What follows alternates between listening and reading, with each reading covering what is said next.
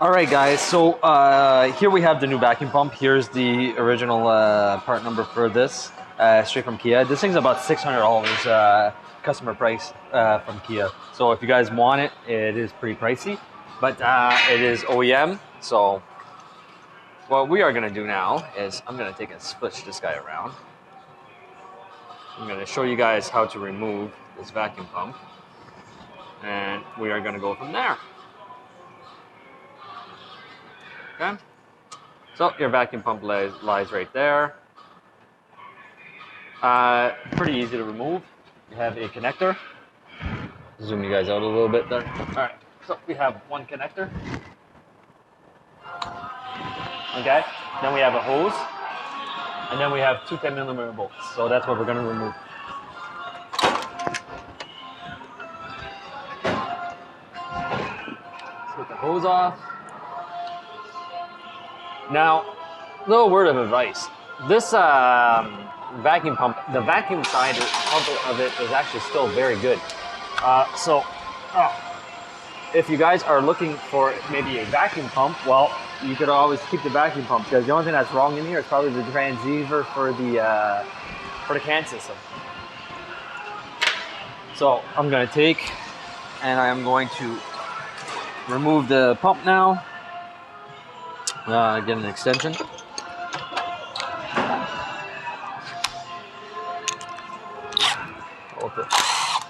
Remove this guy. Remove this one. Okay. And it just falls down, and then after that, you can just take it and twist it off. Just make sure to loosen up your hose first. All right. So I'm gonna take out the new pump now. Now the new pump comes into a bigger box, and the reason it comes into a big box is because it actually comes onto the bracket, but you don't need the bracket. All you need is the pump assembly.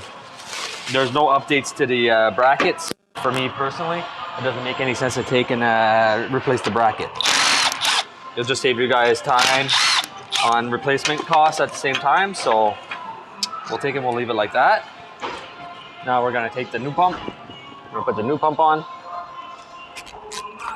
All right. Gonna take and put our two 10mm bolts on. All right.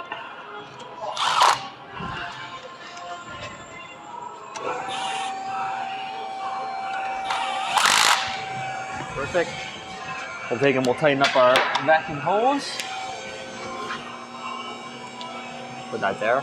Now, don't forget, the issue with this car was that there was a CAN communication issue coming from the SAS sensor, so the steering angle sensor. Now, that doesn't mean that the steering angle sensor was at fault. It means that there was an issue onto the CAN line.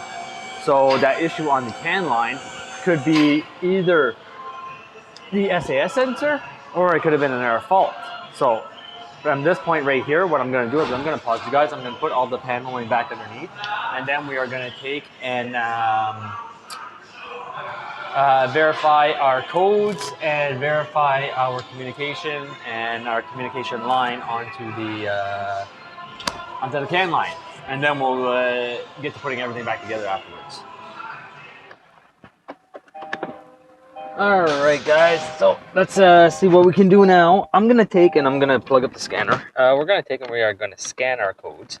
Right off the start, I can tell you right now that the ESC light is off in the dash.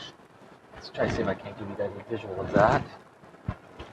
I'll turn this guy. Turn off the heat. We don't need that. And then, so if we see down in the dash, no more ESC light, which is always a good sign. So I don't really think I have to show you guys a CAN signal again. But so what we're going to do is we're going to take and we're going to verify for codes. I'm guessing that there is going to be a lot of codes into the system. The main one we were worried about was the SAS sensor code. So we're going to see if there is anything into our ABS, ESP, and what was the other one? The front lighting system. Perfect. So those were where the two codes were. So I'm going to take and I'm going to scan these real quick. We're going to see if anything is out of the ordinary. ABS, ESC, no codes, EPS. There was no codes in the EPS, but I'm still scanning it anyway. The automatic headlight lighting system. And let's go see. So we have wheel speed sensor, history, CAN hardware error, ABS, ESC. So if you could see that all these codes were not there before. Now that might be caused because of the connectors I unplugged to. So what we're going to do now is that we're going to go to the home button. We're going to go back to data analysis. We are going to go to the ABS. We're going to go OK.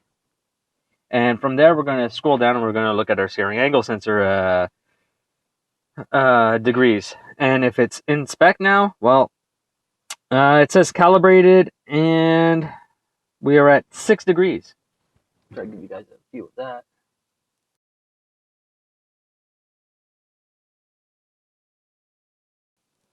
Okay, so yeah. So, and there was a statement that I made earlier, and I want to correct myself. It's not 360 degrees of rotation into your steering wheel. So basically what ends up happening is that you're zeroed onto your steering wheel. And then what ends up happening is that you can turn your steering wheel one full turn, so 360, and then a half turn. Okay, so you're getting 540 degrees of rotation left, 540 degrees of rotation right. So, or in this case, it says 467. But it's typically about a turn and a half on each side. Okay, this one's at 470.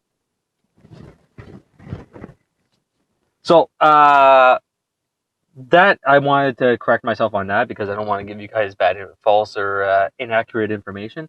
So, this vehicle is actually fixed.